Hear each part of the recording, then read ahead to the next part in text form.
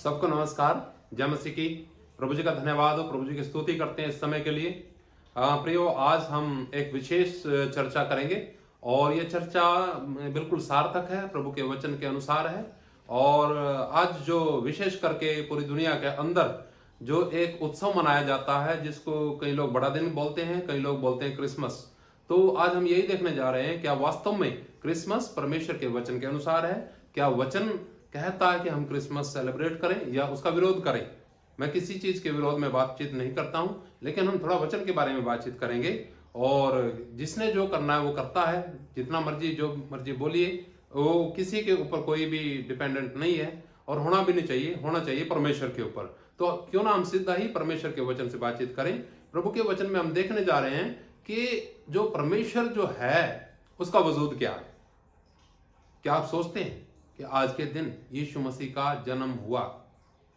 या सवाल है कुछ, सोचिएगा, विचारिएगा। या यीशु मसीह जी ने बोला कि मेरा जन्मदिन मनाइए? क्या विचार है यीशु मसीह के जन्मदिन को मनाने के पीछे? थोड़ा वचन देखेंगे और अपने आप को आप जांच सकते हैं। हम देखते हैं मीका की किताब और इसका 5 अध्याय और उसका 2 वचन से इस प्रकार लिखा है। हे बैतलहम एप्राता, यदि तू ऐसा छोटा है कि यहूदा के हजारों में गिना नहीं जाता, तो भी तुझ में से मेरे लिए एक पुरुष निकलेगा जो इस्राएलियों में प्रभुता करने वाला होगा, और उसका निकलना प्राचीन काल से वरन अनादि काल से होता आया है। प्रियो, जो प्रभुता करने वाला है, इसके विषय में लिखा है कहां से निकलेगा?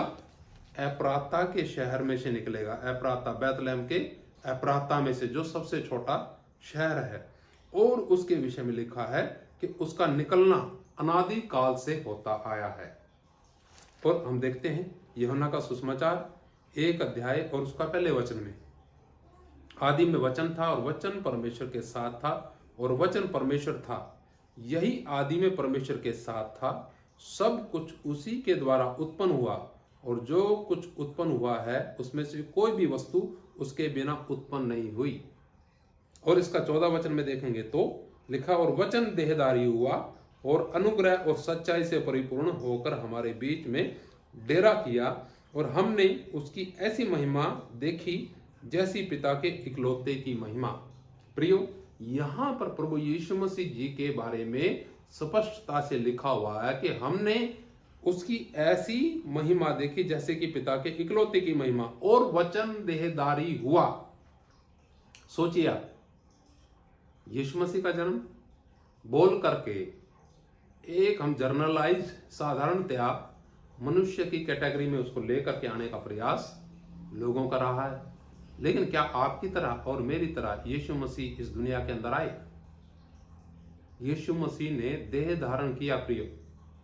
और क्या आप कह सकते हैं happy birthday to you Jesus, जो अनादि काल से निकलता हुआ आया, जो अनादि काल से है और अनंत है, वही वचन है।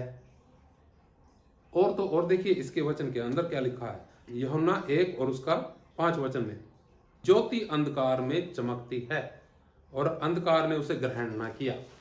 ज्योति अंधकार में चमकी। ज्योति का मतलब वचन देहधारी हुआ, एक प्रकाश आया, लेकिन वो प्रकाश लोगों ने स्वीकार नहीं किया। अपनी मर्जी से चलने लगे वचन को तोड़ मरोड़ करके।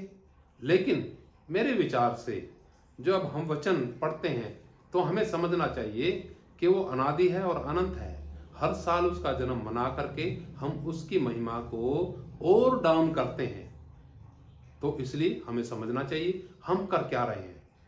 प्रभु का धन्यवाद। प्रभु आपको और अच्छी समझ और बुद्धि दे, ताकि आप वचन के अनुसार देख करके उस कार्य को कर सके। कहीं भी प्रभु की वाणी के अंदर, वचन के अंदर ऐसा जिक्र नहीं आया कि ये यीशु मसीह का जन्म इस तारीख को हुआ और उसे हमें ऐसे मनाना चाहिए।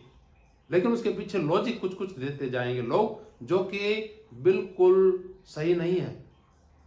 परमेश्वर सामर्थी है, परमेश्वर कुछ भी कर सकता है और कभी भी कर सकता है। लेकिन हम ऐसा सोचें कि वो 25 तारीख को यहाँ वाणी के अंदर है, वचन के अंदर है, तो नहीं है।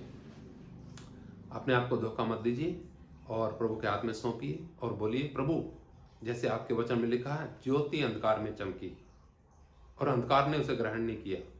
लेकिन अपने विषय में बोलिए, प्रभु जी आपकी ज्योति मेरे जीवन के ऊपर चमके, मैं उसे स्वीकार करता हूं प्रभु। दीन हलीमता से हम उसके खोजी हों और देखें कि प्रभु किस विषय में हमें बातचीत करते हैं। प्रभु का धन्यवाद, प्रभु की स्तुति हो। आप सबको प्रभु आशीष दे। नमस्कार।